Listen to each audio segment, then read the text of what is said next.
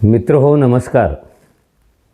महाराष्ट्रात ऑपरेशन टायगरच्या नावाखाली राजकीयदृष्ट्या अनैतिक वाटावे असे घटना घडले आणि ती घटना म्हणजे उद्धव ठाकरे यांच्या नेतृत्वाखाली असलेल्या शिवसेनेतील 10 खासदारापैकी 6 खासदारांचा एक गट स्वतंत्र झाला.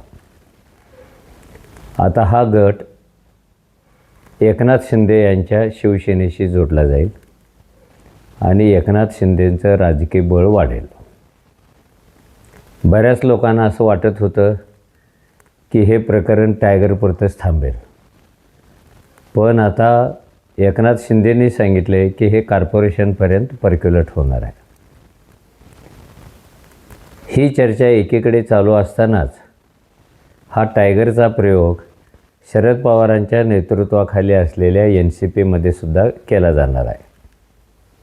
तिथले पण काही खासदार आमदार अजितदादांच्या नेतृत्वाखाली जो पूर्वी NCP होता आणि आता जो सुनेत्रा पवारांच्या नेतृत्वाखाली आहे त्या NCPमध्ये जाणार आहे. महाराष्ट्राच्या बाहेर असा प्रयोग लवकरात लवकर उत्तर प्रदेशात अखिलेश यादव यांच्या नेतृत्वाखाली असलेल्या समाजवादी पक्षामध्ये करण्याच्या हालचाली चालू आहेत. आणि भाजपचाच एक जुना निष्ठावंत विश्वासू मित्र असलेल्या नितीश कुमार यादव यांच्या बिहारमध्ये सुद्धा त्यांच्या पक्षात हा प्रयोग केला जाणार आहे. तमिळनाडूमध्ये AIADMKमध्ये हा प्रयोग अगोदरच चालू झालेला आहे. ह्या प्रयोगाला महाराष्ट्रात ऑपरेशन टायगर असं नाव दिलं. मग टायगरच्या विरोधात कुणीतरी ऑपरेशन लांडगा चालू करणार होतं, मग कुणीतरी ऑपरेशन मांजर चालू करणार होतं. असं करत करत कुत्रा, उंदीर ह्या सगळ्या प्राण्यांच्यापर्यंत ह्या ऑपरेशनची नावं घेण्यात आली आणि राजकारणातल्या एका अनैतिक वाटाव्या अशा गोष्टीला प्राण्यांच्या नावाशी जोडले गेलं जात होतं. आता हे काय केलं गेलं ऑपरेशन? याचं साधं सरळ उत्तर आहे की राजकारणात तयार झालेली प्रचंड मोठी जीवघेणी अशी स्पर्धा आहे. या स्पर्धा काही आपण पहिल्यांदाच पाहतो आहोत असं नाही. भारतीय राजकारणामध्ये पूर्वीपासून अशा स्पर्धा आहेत. सुरुवातीला तर घाऊक पक्षांतर व्हायचे. सगळं सरकारच्या सरकार, बिहारसारखं, हिमाचलसारखं काँग्रेसमध्ये विलीन व्हायचं किंवा आणखीन कोणत्या तरी गटामध्ये विलीन व्हायचं. पक्षांतर जेव्हा जास्त वाढायला लागलं तेव्हा त्याला आळा घालण्यासाठी राजीव गांधींच्या काळामध्ये पक्षांतरबंदी कायदा केला गेला आणि कोणत्याही पक्षातून बाहेर पडणाऱ्या प्रतिनिधींची संख्या, खासदार आमदारांची संख्या हे 2/3 पाहिजे. म्हणजे पूर्वी 1-2 जात होते, आता ते 2/3वर आलं. म्हणजे लोक विनोदाने म्हणायचे की एकटा दुकटा जर गेला तर ते एका अर्थाने बरं होतं, पण आता घाऊक पक्षांतर व्हायला लागलं, 2/3 बाहेर पडायला लागले. हे सगळं चालू असतानाच आता नवा पायंडा गेला 2-4 महिन्यापासून असा सुरू झाला की ह्याने पक्षांतर करायचं नाही, कारण त्याला पक्षांतर बंदीचे कायदे लागू होतात. दुसऱ्या पक्षात मिसळल्यानंतर त्यातून मार्ग काढण्यासाठी त्या पक्षातल्या सदस्यांनी 2/3 सदस्य गोळा करून बाहेर पडायचं आणि स्वतंत्र गट स्थापन करायचा. त्याच्यासाठी मान्यता घ्यायची संसदेत असेल तर लोकसभेच्या सभापतीकडून आणि विधिमंडळात असेल तर विधानसभेच्या अध्यक्षाकडून. आता हे जे टायगर झालं, ऑपरेशन टायगर झालं, तर त्या ऑपरेशननंतर काही प्रश्न तयार झालेले आहेत. ह्या ऑपरेशनमध्ये सामील झालेले जे 6 खासदार होते यातला प्रत्येकजण सांगत होता की आम्ही विरोधी पक्षात राहिल्यामुळं आमच्या मतदारसंघाचा विकास होत नाही, आम्हाला पुरेसे फंड्स येत नाहीत, निधी येत नाही, त्यामुळे लोक नाराज होतात, कामं होत नाहीत आणि आम्हाला तोंड द्यावं लागतं, म्हणून आम्ही पक्ष सोडतो आहोत, नवीन गट काढतो आहोत किंवा दुसऱ्या पक्षात जातो आहोत. खरं म्हणजे हे विवेचनसुद्धा असंवैधानिक आहे, लोकशाही विरोधी आहे. त्याचं कारण असं की आपल्या देशाचं जे नियोजन होतं तो प्रत्येक माणूस डोळ्यासमोर ठेवून होतं, प्रत्येक मतदारसंघ डोळ्यासमोर ठेवून होतं.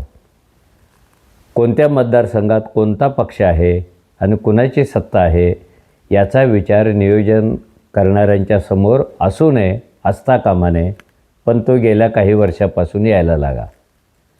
तुम्हाला जर विकास पाहिजे असेल तर तुम्ही आमच्या पक्षात या, सत्ताधाऱ्यांच्या पक्षात या, मग आम्ही तुमचा निधी रिलीज करू.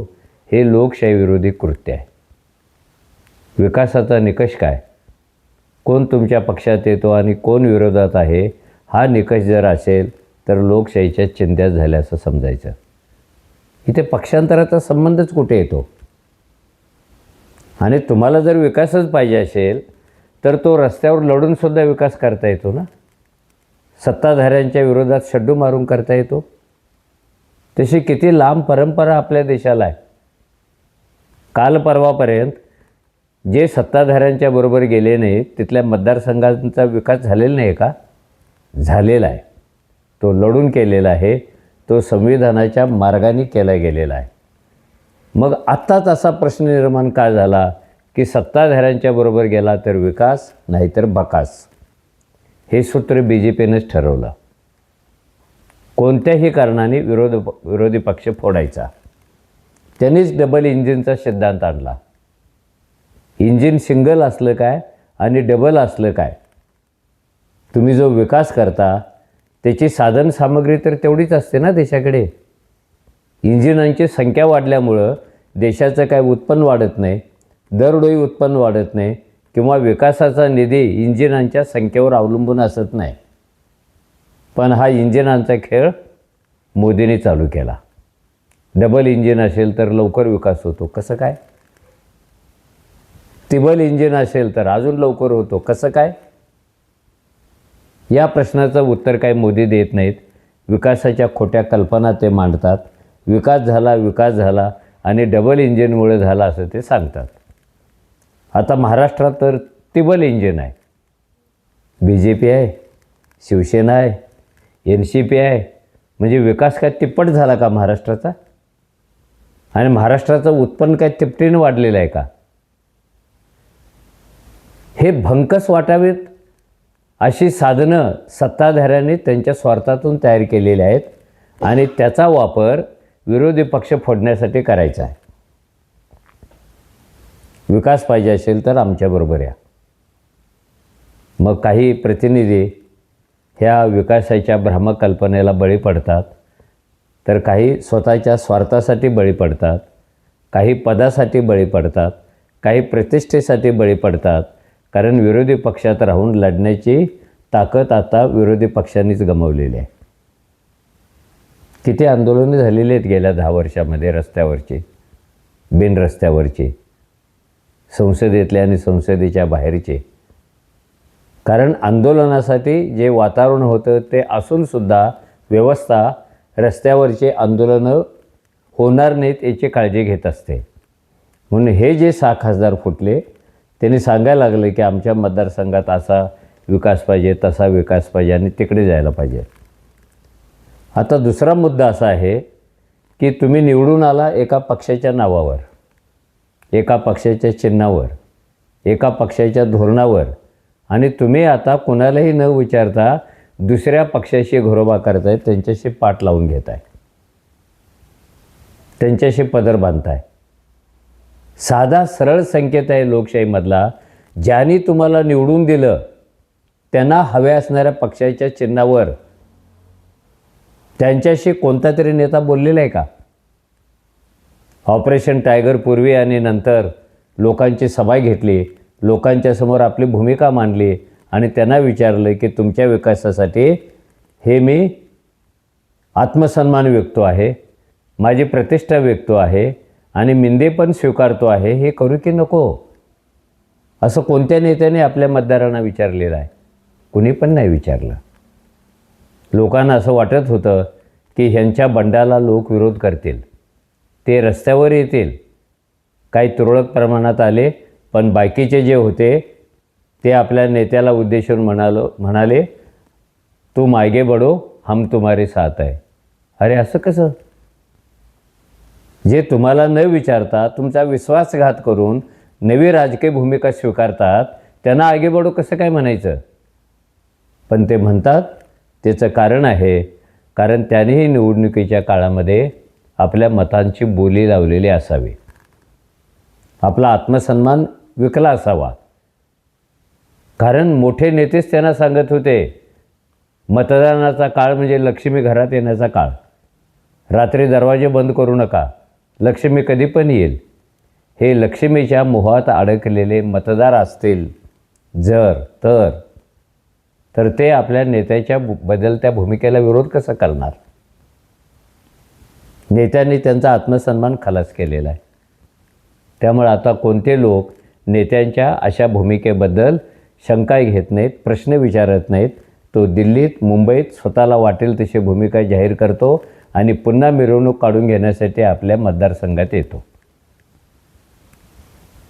ऑपरेशन टायगर असो किंवा ऑपरेशन मांजर असो, ह्याच्या नावाखाली ऑपरेशन टायगर होत नाही आहे, तर लोकशाहीचं वस्त्रहरण होत आहे.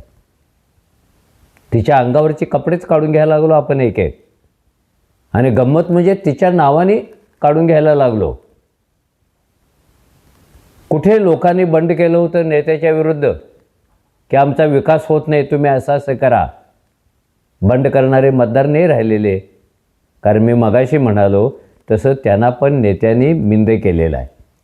त्यांना मिंद करून आपल्या बदलत्या राजकीय हालचालींना, आपल्या घराणेशाहीला, आपल्या कृतींना हा बोभाट न करता पाठिंबा मिळवलेला आहे. म्हणून हा प्रश्न कोणत्याही ऑपरेशनचा नाही आहे, तर लोकशाहीच्या वस्त्रहरणाचा आहे. तुम्हाला लोकशाही पाहिजे असेल तर तिनं जन्माला घातलेली मूल्ये टिकवण्याची जबाबदारी आपोआपच सगळ्यांच्यावर येते. तसं जर झालं नाही तरी राजकारणामध्ये हे अराजक चालू होईल. एकनाथ शिंदेना कदाचित BJPने, अमित शहानी सांगितलेलं असावं, तुम्ही जेवढे बाहेरचे लोक फोडाल ना तेवढ्या तुमच्या छातीवरचे पदकं वाढतील. कदाचित पदकं मिळाली पण असतील, पण त्यांना भाजपचं मायावी राजकारण अजून कळलेलं नाही. भाजप हा असा पक्ष आहे, तो ज्याला कुरवळतो त्याच्याच गळ्याला एक दिवस हात लावतो. ह्याची उदाहरणं आपल्या आजूबाजूला अनेक आहेत. पण सत्तेच्या नादामध्ये, सुडाच्या भावनेमध्ये अडकलेल्या लोकांना अशा गोष्टी कळायला कदाचित उशीर लागेल. आपण अपेक्षा करूया ह्या गोष्टी लवकरात लवकर मतदार राजाला हे कळतील आणि त्यांच्या नावाने स्वतःचा सौदा करणाऱ्या त्यांच्या प्रतिनिधींना करतील आणि ऑपरेशन करायला निघालेल्या ह्या घाऊक व्यापाऱ्यांना पण कळतील, अशी अपेक्षा तूर्त करूया. धन्यवाद.